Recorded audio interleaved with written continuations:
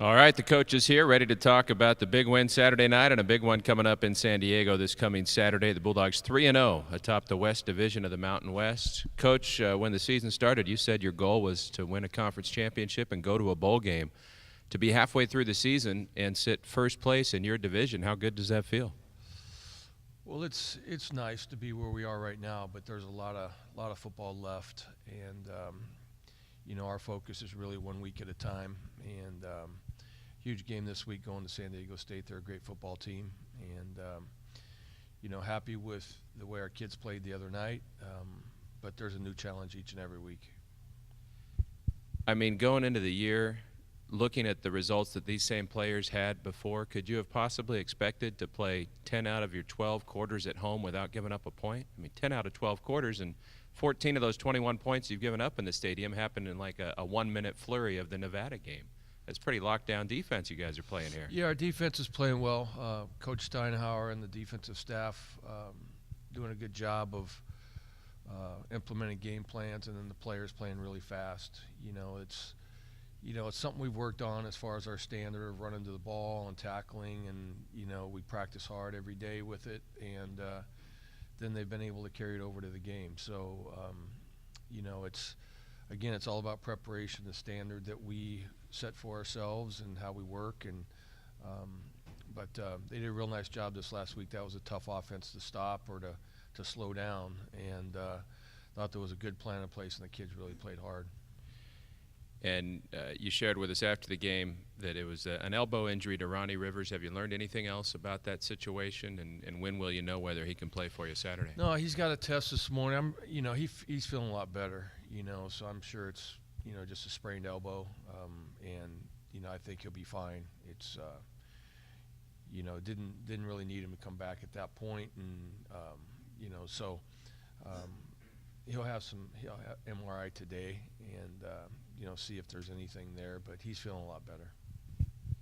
You guys came out Saturday showing the deep ball early, and then later on a real important play, you've got the perfect play call with a quarterback draw. And I realize on a quarterback draw it's about 11 guys, not just one. But Mark is showing off that skill set of being able to throw an accurate deep ball and the athleticism to pick up 57 yards on the ground. You've coached quarterbacks a long time. How rare is that combination in a quarterback to be able to do both of those things? Well, yeah, the running ability, you don't see every day. He does a good job with that, and Coach DeBoer did a great job on that to get into that play versus the defense that matched up. And then you're right, it's about all 11 guys, and he wasn't touched till 50 yards down the field, so it was great execution by everybody. Something we needed to get out of. We were in some tough field position early in the game, and we were backed up in third and extra long there, and so it was we needed that to get out of there. And so it was a nice play by him, and some long balls. He threw some nice long balls. A couple more that I think if he had to do over again would throw out there a little bit further. He's doing a good job. But, you're right, the execution of the offensive line, I don't think the offensive line gets enough credit, as football goes, right? It's all the skilled guys that get all the accolades. But the offensive line's doing a real nice job because they had a great pressure package last week, and I thought our guys did a nice job of protecting them. We have some follow-up questions here in the back.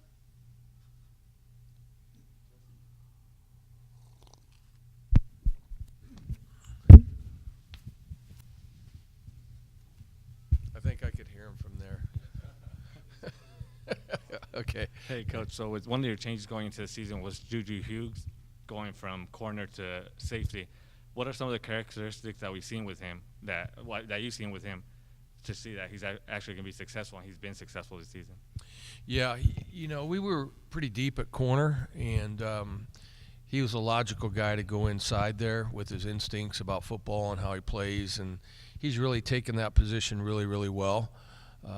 The way he's tackling, the way he's defeating blocks, he can cover man-to-man, plus he can play inside and play in the run game. So I think it was evident last week the way he filled the lanes, and he had 11 tackles. He was our player of the week for our team, defensive player of the week, with 11 tackles. I think he had 2 pass breakups and a couple tackles for loss. So that position really suits him really well. He's he's really coachable. He's playing really hard, and he's done a nice job of being a sure tackler, which you need at that position if you're going to be able to be in the backfield and run the alleys like he does. So he's done a really nice job for us so far. Does that give the defense in general like confidence in seeing that you made that change and it's actually working overall for the entire team? You know, I don't know that they really look at that all that much. I think they're just kind of locked in on the total scheme and what's going on. You know, yeah, I think they have confidence, but I think they all worry about, or not worry. I think they all are a little bit more focused on, you know, what their job is. You know, and we try to preach, do your job, and you know, so there's a lot of guys playing hard and running fast, and you know, Mike Bell was another one who came in and did a really nice job, and the linebacking core playing really well, and so there's a lot of guys really running to the ball, which in the big picture helps everyone, you know, because if you have guys coming from inside out, you can take angles and you can give backs one way to go or ball carriers one way to go, and because we're running so hard to the football, it makes everyone successful because there's numerous hats to the ball. Coach, with San Diego State coming off a loss, does that change their preparation, their urgency even more? I mean, it was going to be a big battle anyways between you guys, but now that they're coming off a loss, how does that affect you guys? Well, it really doesn't affect us. I mean, I don't know that it affects them. I mean, I'm sure they do the same thing of preparation each week. You know, for us, we have a great deal of respect for them. They're a great football team, and you know, it's not, you know, it's perennial. You know, they're always battling for the conference championship, and right there, and Coach Long does a great job with them.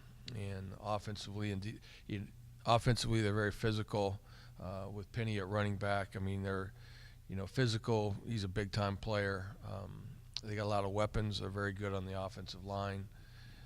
Really good tight ends. They're very physical and get down the field and catch the football. So, you know, it's the transition from last week spread option stuff to this week downhill power game, you know, a little bit different, obviously. Their defense is the number one defense in the conference, very aggressive, great schemes. They do an awesome job. They play really, really hard, you know. So, you know, really last week's history, I'm sure they'll prepare well for us, and we're going to do our best to be prepared when we go down there. How powerful is a thing like momentum coming in on a winning streak? You've been around football a long time, when you guys can kind of get rolling and maybe don't feel like anyone can beat you guys. Well, you know, we try to stay pretty grounded. You know, last week's over and the week before that's over. You know, we're really, it's like we're 0-0, you know, right now. You know, and you know, the biggest thing is that our players understand how to work and how to prepare each week, and not to get too caught up on, you know, external things. And you know, with a little success comes expectation, but the expectation really is in our team room of how we expect to practice, how we expect to prepare, and you know, take care of the little things, and the big things that generally take care of themselves. And you know, football's football, and each week it's a new challenge and a new battle, and different matchups, and you know, protecting the football is a big deal, you know, and we're +7 in a turnover ratio, and that's a big deal. We've had some takeaways and haven't given the ball up much, and you know, need to continue to do little things like that in order to be successful. What do you attribute your improved tackling this year, Coach? We work on it very hard. It was an emphasis coming in. We work it every single day. We're a low shoulder tackling team, and you know, which does a lot of things, keeps our head out of it, you know, where we don't get any head-to-head contact and, you know, things like that. But our guys, and it helps you run to the ball. You know, you're targeting on where your target is to tackle. You know, we have these donuts that are out there on the field that we roll around and we tackle every single day. And, you know, and it makes the guys play fast. And you don't have as many missed tackles. When you're trying to tackle people high, they're gonna you know, push you off and, you know, do all that kind of stuff. But the fundamental of tackling is something that we've preached since day one here. We worked it really, really hard through spring, worked it really hard in camp, and every single day we practice it. And where the kids are used to it, and I think they have confidence in what they're doing, and that way it makes them play a little bit faster. I mean, the tackling's improved, but also your defense, it doesn't seem like your defense is ever caught out of position where it's fooled or, plays going the other way, or you blitz somewhere and the play's going opposite side of the field. What do you attribute that to? Just your defense being sound schematically and being in the right place? Yeah, I think that's been a process through the year, really. And, it's about everybody doing their job. What is your responsibility, and do your job. It was evident the other day, on the last play when they tried to throw a throwback into the end zone, and Juju was waiting for him back there.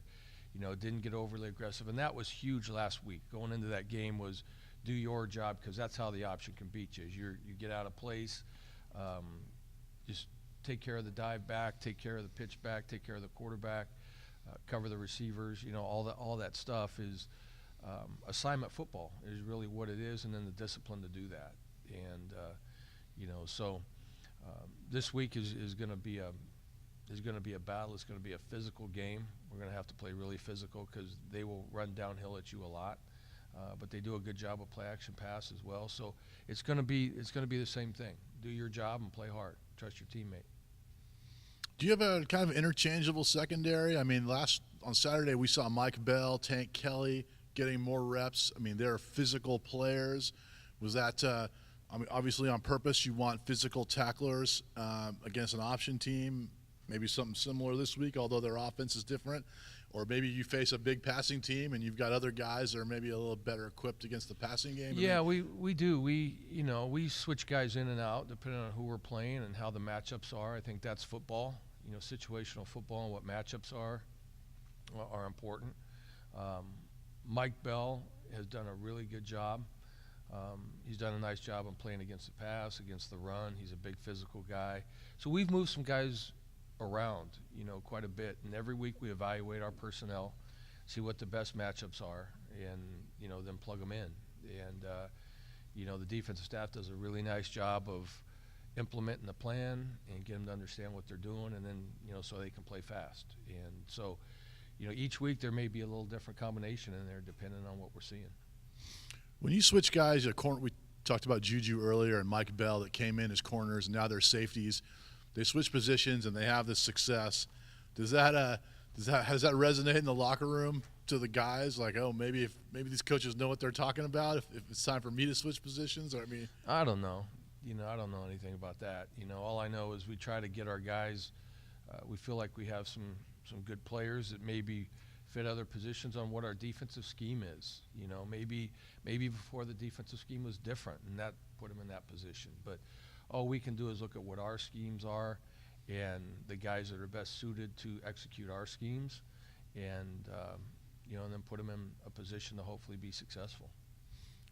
Coach Steinauer, I mean, obviously you knew him well enough to hire him as your defensive coordinator, but what have you learned from him over these last few months working with him, every single day, and the results? I think on the field? most, he's a real positive guy, good teacher, but I think the most important thing about Coach Steinauer is his ability to implement his whole staff's ideas.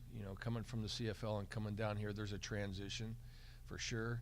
And so when I say Coach O and his staff, I really do mean that, because there's some guys in there with Coach Kane at defensive line and Burt coaching the linebackers and JD. There's a lot of experience in there.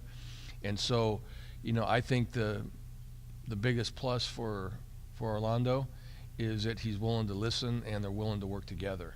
Not trying to force a square peg in a round hole, and so that's been a process. When I say there's a process there, it's been a process. But, I think that says a lot about Coach O is that, he is willing to communicate and listen and learn and work together with his guys. And so that's a good room, and that's what it takes. It takes a good room. There's always, in any coaching room, in any good coaching room, there's always debate about this, that, and there's a lot of ideas tossed around, and then to put them all together. I think the best thing about O is not just his ability to be positive and teach, but his ability to communicate with his staff and the kids. Coach, obviously Jameer Jordan had a great game, one of his breakout games this year. How much of a confidence booster is this game? this particular game in comparing to what happened early on in the season with the couple drops he had? Well, I hope good. It's we every day. We practice hard and we try to get better every day. And so it was nice to see him make a couple nice catches and have some success. But that's we still have a lot of work to do. And we're going to continue to grind on details and getting better every single day in practice. Just because last week was last week doesn't mean we stop trying to get better, because he had a little success.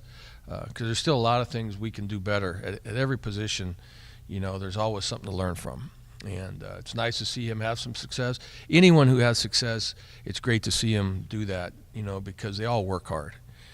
So obviously those are big plays. Especially, the deep one, he was wide open. You'd expect that.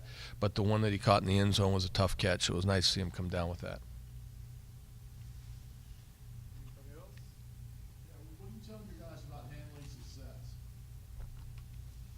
Well, it's there's distraction that comes with that, and talked about staying free of distractions. Distractions comes from good and bad. There's always somebody, that is going to pull at you one way or another. And so it's really important that we stay free of distractions, totally stay focused on what we're doing in this room. Talked about, with a little success comes expectation, but again, I'll say it again, outside things, we have got to focus on what's in this room and how we prepare, and expect to practice every day, expect to practice hard, expect to be coached hard. We talk about just what our responsibilities are, and their job is grind, refine, and compete. And our coach's job is teach, critique, and demand. And that's what we have to stay to. It doesn't matter what happened last week or the weeks before. It's just that's what we have to do. And so we'll continue to approach it that way. And I'm sure the kids, I have a good feeling for the team that they understand that. I think they welcome that. I think they welcome being coached hard and being held accountable to the details. And take 1 week at a time. And so that's really critical that we continue with that in this room. Rashad Penny's already over 1,000 yards despite his least productive game of the year against Boise State. What impresses you about his game? What are the different things that he can do, or the different ways that he can help them win a game? Well, he's physical. He has great speed. He can run inside. He can run outside. And so you got to get a lot of hats on him to get him down. And it all starts up front. They do a really nice job up front. Really good offensive line. You give him a crease, he's going to make something out of it. Has the speed when he gets in the open field to take it the distance. So he's a very well-rounded back. I think Rocky's quote about their offensive line Saturday was that they played terrible in that game. What did you see from Boise State to slow down Penny and get them behind, kind of the way you did against New Mexico, to force them play a different style game than they want to play? Well, Boise's excellent defense as well. They were very physical, did some good things, and held them in check for sure. So it's important to have a good plan going in. To make sure that we're a gap control defense and that we win our one-on-one battles. And I thought Boise did some of that. They won their one-on-one battles, and sometimes that's what it comes down to. And don't laugh at me, but you guys have only played one game on grass, and it was probably the nicest grass in the whole country at Alabama. But this game down in San Diego, dealing with grass again, is that something that you have to prepare differently for, or are there some challenges that are going to come with that in this day and age of turf everywhere you guys might not be ready for or used to? No, because we practice on grass through the week. On Tuesday and Wednesday, we practice on grass here. Thankfully, we have a turf field in the stadium, and we have a grass field on our practice fields. And so, we'll do the same. We'll practice there this week. And but generally it's nice grass, and I've had the opportunity to be in that stadium quite a bit, playing the Holiday Bowl numerous times and the Insight Bowl, and so been in there quite a bit. And it's a pretty fast track. It's nice grass usually. So I don't think it's going to be an issue really. It's very similar to what we practice on every day. And finally, this is a rivalry game. I know you probably haven't touched that trophy or seen it up close since you haven't been around Fresno State in a few years until this year. But did you see what it meant for your team to bring that rivalry trophy with San Jose State back home? And does that give you a sense for what this oil can could mean, or some symbolic value there for them to have something they can hold and bring back home? Yeah, I think, as far as those things are concerned, the biggest thing is to continue on the next week of our goal. When things are involved, like the oil can, I think that's icing on the cake. It's, to tell you the truth, I just learned, I knew there was something there and just, read up on it yesterday to find out what it was about, because it wasn't around when I was playing or coaching. I think it's been implemented 7 years. I think I read, and then what it was, where they got it and what it was all about and all that kind of thing, So it's something we'll be aware of, but, really, that's not the total motivation of this game. It's just one small piece of it, really. This is really just about this week's opportunity to compete against one of the best teams, the best team in our conference, really, So, and up to last week, a nationally ranked team. So, excellent football team, and so really that's the motivation is to compete against a great football team on the road. And do you think people understand, how good the Aztecs are, that they beat Stanford and slowed down Bryce Love a little bit, that they beat the Arizona State team that just took out Washington? Yeah, exactly. We understand it. I don't know if everybody understands it, but there was a reason they were ranked 19th in the country. Back-to-back weeks beat Arizona State and Stanford. And you're right, Arizona State just beat Washington. Stanford, look what they're doing. San Diego State's a solid football team all the way around, and so it's a huge challenge to go there and be successful, and that's our job right now, is to make sure we're 100% dialed in and focused and prepared to go there and compete for 4 quarters, and so that's the job at hand. And one last thing, I know that you want it to be the same every week, and you want consistency. You don't want guys losing focus on the task at hand. But there's a big reward for you if you win this game. What it can do for your program and the position it'll put you in terms of the conference race. With a win, you're 2 games ahead of San Diego State. You're absolutely in the driver's seat for winning that West Division. Do you want your guys thinking about that pot of gold at the end of the rainbow if they get this job done Saturday night? No, not really. Because it's just the focus that we have. The big things will take care of themselves. They really will. And I don't want, I want them doing exactly what they've been doing. I want them going out with focus every single day to practice and practicing hard and preparing and going to meetings like they always have. We shouldn't prepare any differently or have a different mindset or anything like that. We should have the same mindset each and every opportunity to play. We can't be on a roller coaster and be up because it's a big game and that's a big. Every game's a big game, and so all those things will take care of themselves. They really will. This is just 100% about making sure that we stay dialed in on our preparation, and play together as a team and know what we're doing, be assignment sound and play fast and execute and all those. Take care of the football, take the football away, all those things. And I think our team understands if we do those things, we have a good chance of being successful when we play. And, but we have to execute. That's what it comes down to. It doesn't matter what's at stake. We're not going to play I hope we're not playing any harder because of where we are. And, because then if you're doing that when, it's not like that, then, it's just, I think consistency is key on how we get things done. That, we'll let Coach Tedford go at this time. Thank you, everybody. Okay, thank you. That's Coach Jeff Tedford.